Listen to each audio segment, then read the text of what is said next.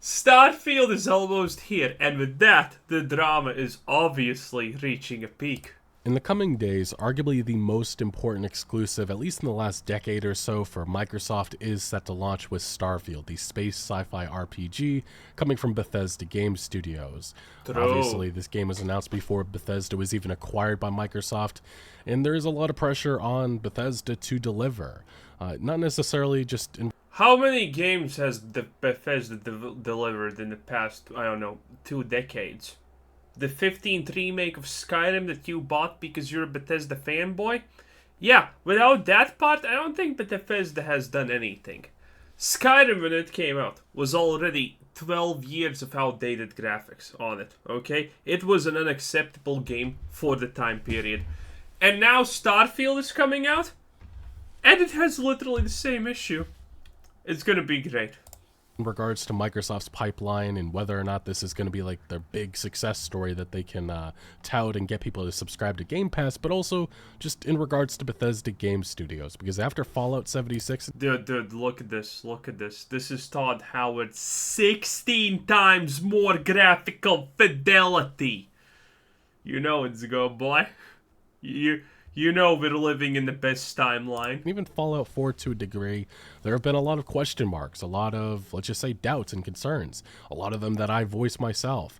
Let's be honest, though, Fallout 76 existed for one purpose, and that was to milk the Fallout franchise until Bethesda gets around to making a new game, which maybe that's in 2035 or so, but True. Fallout 76 was inundated with bugs. It was a messy launch, and it took years to get that game into a state which is pretty decent. Even now, I think there's a lot of mistakes that have been made with Decent? The game still has graphical bugs. This gameplay is still bad. Fallout 76 in the current iteration that it is in is not decent.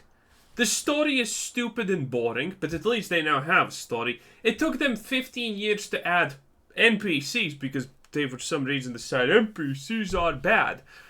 The late game is garbage. The only people playing this game are either fresh people who are deciding, hey, you know what? I like Fallout as a series, and so do I. So I'm gonna try this game, and then they're disappointed, or they're level 600, and that's literally it. The game is not worth playing. That's just the reality. with it. Bethesda also didn't deliver on a lot of the promises that they made, especially in regards to mod support, but people, I guess, just forgot about that. Now, with Starfield, this is a fresh start. We've heard in numerous interviews over the last couple of years Todd Howard tout the improvements that they've made to their game engine, the improvements that they've made to their animation system, and we've seen some of that within the gameplay and trailers that have been released. Man, I love it when people just say, "Oh, but Todd Howard said." Yeah, Todd Howard is literally my idol when it comes to lying. Like, he does it. He's probably one of the best snake oil merchants in the world. When has Todd Howard not lied about anything, honestly, in their games at all? It's like every time Todd Howard says something, you can bet your money with a 100% chance that it's the exact opposite. At this point, if you're taking Todd Howard's word seriously, I think you have mental issues. But Starfield is a different beast in many regards to Fallout and the Elder Scrolls. It's doing things that we've never seen from Bethesda Game Studios. Procedural generation on this scale with space exploration, seeing how all of that performs without bugs, that's something that a lot of people have been concerned by. But we also have the introduction Obviously. of space combat, and Bethesda in the past with vehicle anything, it's not exactly worked all that great. So seeing all of this come together, that has been the big question mark. But Bethesda has done some things that have been questionable lately. Microsoft actually recently The ship combat is gonna be so garbage because, oh, you can't see me. This is their mechanic, okay? Ship customization literally does not matter. The only thing that will matter is this bar and where you put the bars into. Do you put them into lasers, blah, blah, blah, this or that? That's it. That's your ship customization. Anything else absolutely does not matter about the ship. So, that's already going to be an absolute disappointment. Game Pass's free trial ahead of Starfield's launch, which is kind of funny, but I mean, when people aren't going to be spending $70 on the game, Microsoft's got to try to ensure that they're making as much money as possible through those Game Pass subscriptions. So this isn't really that much of a surprise, but it still is kind of funny to me, at least a little. We did see this is something that's been talked to death the last couple of years. Todd Howard defending the decision for 30 FPS. He's talked about it in other interviews. He prioritizes visual fidelity over performance. Again, we all know that that's a lie, obviously. Because you're not even trying to actually, push the game to 60 FPS, because that would be hot. And don't need to dive into that can of worms, but we also did see this announcement, which was kind of odd back in June. Starfield announcing an AMD partnership. The big thing is that a lot of people have NVIDIA graphics cards, and DLSS is just far superior to AMD's FSR. So it's just something that was odd. The only thing that I can make sense of about this is maybe that this was a deal that was announced or made before Microsoft acquired Bethesda. That's the only suspicion I have about this. Maybe. And based on some of the early data mining that we have seen, Starfield's PC... I just love the fact that you can shoot someone with 50 bullets and they don't even flinch. They just at one point slump down and die. It's beautiful. Release might not have DLSS according to the pre-reload files, but this isn't where this story ends, because Starfield is actually getting a DLSS 3 mod at launch despite AMD's partnership. And the reason why this is going to be happening day one is because Bethesda gave one of the lead modders that is going to be working on this a review code about a week and a half before the game launched. So clearly they're making up for it. Obviously it sucks that there's not going to be official support, but this is just one of those weird things. A lot of people didn't understand why Bethesda partnered with AMD. By the way, if you're wondering why that explosion looked so sad and bad, that's because not a single Bethesda game can actually recognize walls properly. In Fallout 76, still up to this day, you can easily just throw grenades through walls, or the damage goes through walls, shots go through walls, VATs go through walls. It's literally still a problem in the game after nearly, 4 years of it being out? And AMD did say, for what it's worth, that they weren't preventing DLSS support, but it doesn't seem like it's going to be there. Just a weird situation overall. And I've talked about it before. Fallout 76, this still... Say what you will about Bethesda, Maryland, and their involvement in Fallout 76, but this is a game that a lot of people talk about in regards to concerns with Starfield. And people still are bringing up, and we're actually seeing PC Gamer popping up their old articles about Fallout 4, good game, bad RPG. Yep. So yeah, there is a lot of negative... Well, to be fair, we saw a little bit of more in-depth view on Starfield, and the RPG elements seemingly are fixed. I'm saying seemingly because they don't no longer have a yes, hard, yes, no, smart key, no, yes feel, That's gone. Now you actually have options like in Fallout New Vegas, the literal best Bethesda game in existence by far. It's true. And, well, we don't know, honestly. Maybe all of those options are actually as fake as it comes. It's like, it's still just like a yes and no type of thing. It's not an actual dialogue. But it seems like that part, they have actually done good. But the problem with that, obviously, is the fact that there's like only 3 cities. Well, no, actually, there's more cities. There's like 2 cities in the game that actually matter and are not procedurally generated. So there's not probably going to be a lot of dialogue to honestly begin with. Negative energy in the air surrounding Starfield right now. Some of it is very odd. Like, we had somebody pointing out Game Rant has run just numerous negative articles about Starfield the last couple of months, and as somebody who has been going after Bethesda for a lot of the BS shenanigans that they've pulled the last couple of years, even I'm like, Jesus, okay guys, we can calm it down a little bit. Why? They're literally not allowing reviews. The embargo only stops when the game actually comes out. That is what bad games do. That is what games that are not pretty certain that they're gonna get shit on do. Okay? No good game does that type of stuff. But Bethesda did that. Okay? So, yeah, there's problems. Starfield's loss is Avatar Frontiers of Pandora's Game. Also, Bethesda is pulling down anything with actual leaked footage of their game. And, well, the game's almost out. So at this point, that leaked footage, if it looks good, it's gonna drum up so much hype. But they're still removing it because it looks like, well, it looks like your classic Skyrim garden counter. And that's not good. Starfield's loss is a gain for Naughty Dog's rumored sci-fi game. Redfall's shaky launch has left Starfield fans concerned. That's kind of valid. That was something that was felt a couple of months ago before the gameplay showcase. But and some Bethesda fanboys are going to say, well, but Redfall was made by a different studio, same with Starfield. Yeah, and Bethesda completely had no oversight over that. They did not greenlight that shit, okay? Yeah, you keep telling yourself Bethesda had absolutely no involvement and did not say, yeah, this is good, release it. They did. Because they did. There have been other articles. Starfield has some of the worst post-adult fun dialogue I've ever seen. We talked about that when the ESRB ratings leaked, and I mean, life is a STD that's 100% fatal. I'm all for getting a little wild, but next time let's try without the jetpacks. Talk about seeing stars. Phew, that was amazing. It's cheesy dialogue. I don't think this ever at all mattered, and I don't... Who cares? That's my opinion on that. We did see this other article. Starfield's vision of the final frontier makes space seem like a boring, barren expanse. Yep. Yeah. And then another one. Starfield already has a negative review on Metacritic. This was one of those funny things that got... What is this? I'm not sure how Metacritic allowed it, but somebody got an early review and giving the game a 0 out of 10. And they obviously say that Starfield Super Special 76 Edition. Bruh. But ultimately what we are seeing with Starfield right now is that this has become... It's the fanboyism console wars in which PlayStation fans are trying to destroy the game. Xbox fans are trying to uplift this game as it's the best thing. Oh, look at that, bruh. It's the bald dude. Oh, man.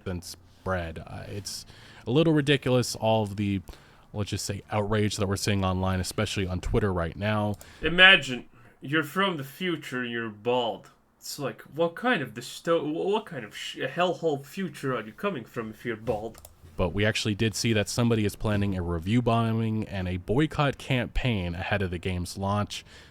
Somebody's sharing that they started account 1 out of 1. You know what? It's technically bad, but I don't give a shit because the Bethesda has not delivered anything of value for 30 years, so I'm okay with that. 1,000 to destroy Starfield's review score on Metacritic. Reason, I don't get what's benefit from that at all.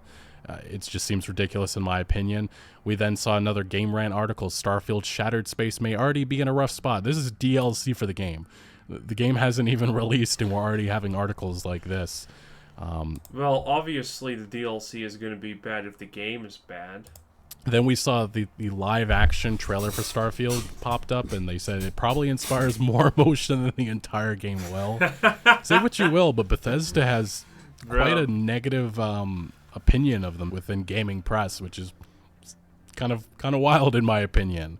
Then we have seen this conversation, which again goes back to the console war nonsense. Starfield fans are melting down over invisible walls and the possible limits of exploration. Invisible walls? I have not heard about that one, though. Again, I can't share any footage that has been shown. I think there's leaked images in this article, but pretty much somebody who I guess got early access to Starfield walked one of the planets for about 10 minutes, and they realized that eventually there are borders that... you can't walk the entire planet. Wait, didn't Todd Howard say you'll need like 24 real-life hours to walk around the planet or something like that? I mean, someone even commented on my video, its exploration is gonna be so good. Dude, imagine spending real-life 24 hours, a full day to walk over a planet that has nothing on it. Imagine that.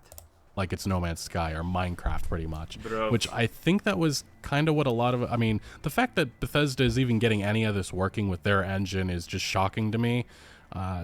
We've seen how that engine worked in past Fallout and Elder Scrolls games, and the fact that it's still here in 2023 and it's doing things like space combat feels like an accomplishment in my mind. But I just was never expecting that you're going to be able to walk the entire planet all at once. Like, of course, there's going to be loading screens and some other stuff that you're going to have to go through, some menus and such.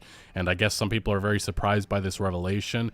We had somebody sharing one of the videos, which has now been copyright striked. This has like 8,000 likes. I really think Bethesda should have made it clear before launch that you can't do one interrupted run around a planet. It's actually really weird that they've never mentioned this until it got leaked, and I'm one of the people that's excited for Starfield. And again, I think it's the problem. A lot of people just made assumptions about it because people are sharing videos from what Todd Howard and Pete Heinz have said about Starfield. Todd Howard lied? How could this ever happen? And none of them say explicitly that you can go through the entire planet all at once.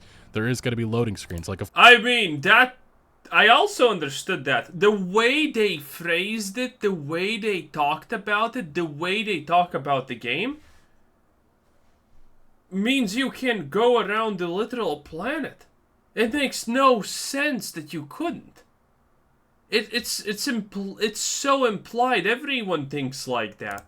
Of course, you can explore the whole planet, but there is going to be some borders and stuff that you have to deal with. As you can see, somebody brings up this, they're calling Todd Howard a liar, and this is the video that they're talking about, which I believe is from last year, in which we got that Starfield presentation. We know this one. It's the fact, I think this is that one. It's the fact that you can't even land your ship. It's just a loading screen to get you in a specific location. You can land in New Atlantis, but you can also land and explore anywhere on the planet. Oh. Yes, and that's exactly what you can do. You just can't do it all at once. Like, you can't go from this part of the map to that part of the map all at once. Like, there's going to be a loading screen or somewhere else you have to land. So Okay, stop shilling there, Chief. Everyone understands that Todd Howard lied and that Todd Howard wanted to sell, again, something bigger than it actually was. I don't think... That's why I feel like people are being very nitpicky with this game, but I mean, that's the anticipation and the hype surrounding this game, in which a lot of people are trying to take it down and others are trying to uplift it to the moon. Now, we have seen Bethesda's reaction to some of these leaks. Bethesda is not happy about Starfield leaks from review copies. We saw one of the PR managers saying, "Everyone knows I don't like leaks. Media covering someone's leak like even less. When the big outlets do it to get around embargoes they have on their own code, oh, I really don't like that. Should say even small, meaningless, and incorrect ones." And then we actually did see one of the big leakers of Starfield get arrested. It feels like every couple of years we have a highly anticipated game, and it's always somebody who worked. One of that big leakers, didn't he steal shit? There's a difference between stealing and leaking, okay? In one of these warehouses, stealing a bunch of copies, making it known online that they have copies, selling it, and then getting themselves arrested because, yes, it becomes very obvious and very easy to track these people down. But yeah, this individual, I think they're probably having... Man, how do we even have crimes nowadays? How is that even possible? Because 99% of crimes committed instantaneously get posted on Twitter like a flex. How do we even still have crime in this world? Some deep regrets with leaking those Starfield copies and some of the early gameplay.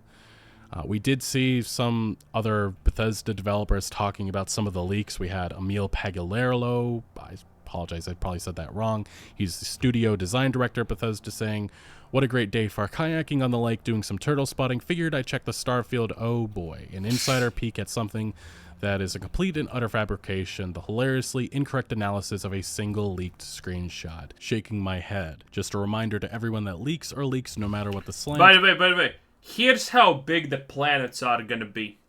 You have a whole planet, and this one's probably like the planet that actually has stuff on it. And there you have. There's 8 different resources for you to find. There is 7 different flowers for you to pick. And there's 5 more different flowers for you to pick. That's because I forgot the difference between flora and fauna. One is flowers and shit. The other one is like grass and stuff. But I don't remember which one was which. I think flora was flowers. Fauna was moss and shit. Maybe. I'm not 100% sure. It's been a while since I have been in the 7th grade, you know? Embargoes are in place for a reason, and any conjecture based on so little information is just utter guesswork. On the plus side, fans are amped, and the game is almost here for everyone. Now, what is... Also, the fact that they're using Logan Paul's NFTs for their creature designs kind of scares me. referring to, it's actually this tweet coming from a former Blizzard developer who worked on World of Warcraft years ago. The physiognomy of start screens. The start screen of a game can reveal a lot about how the rush the team was and how much pride they took in their work. Starfield start screen either shows hasty shipping deadlines by a passionate team overworked or a team that didn't care. It's a start screen. Yeah. You click start, you move on. I've never given a crap about how a start screen looks. Some of them are more artistic than others. Bethesda Skyrim literally just has the logo like this. It seems like ridiculous that we're nitpicking this specific detail. I mean, that's the next Blizzard developer, okay? Who made his own company and then got brutally ousted of his own company for incompetence. You can't make this up. The gaming world is just such a... such a shamble. But he did continue doubling down on these takes. Start screens are often done at the very end of development. Teams are too busy making the core game. It's quite common for the start screen to completely change once the game is shipping or on patch 0.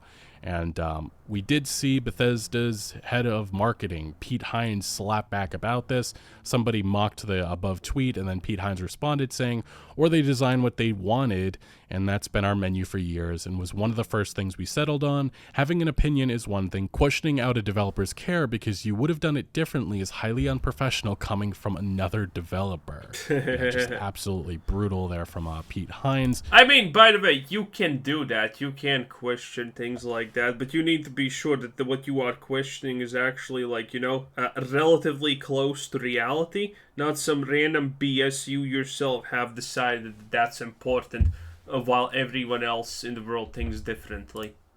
And again, we did see Grums. He doubled down on this with many more tweets about this, some of them deleted. The people screaming that you shouldn't care about start screens seem to care an awful lot about start screens.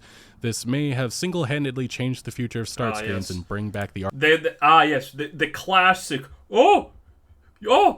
you cared because you actually talked to me about it. Yeah, sure, okay. Art form. Every developer team will be thinking about them now. You're welcome. And I don't think this has really changed the minds of many, to be fair. And he did have this clap back to Pete Heinz saying, oh no, not the head of Bethesda PR. However, will I recover?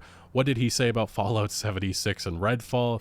And then we did have one other tweet. Never judge a book by its cover is a huge myth. Authors know this. People buy on covers all the time. Every time a Bethesda employee talks to you, you should just reply with them of a gif of Todd Howard saying 16 more times fidelity and some other bullshit. And somebody pointing out his past history in which one of his games, Firefall, had, exactly that. A very plain start screen. I remember Firefall.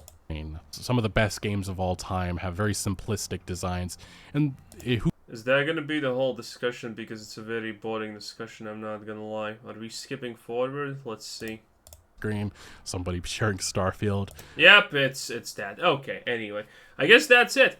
Anyway, this was Quizzer said, thanks for watching. Subscribe if you haven't already. Have a nice day. Bye-bye.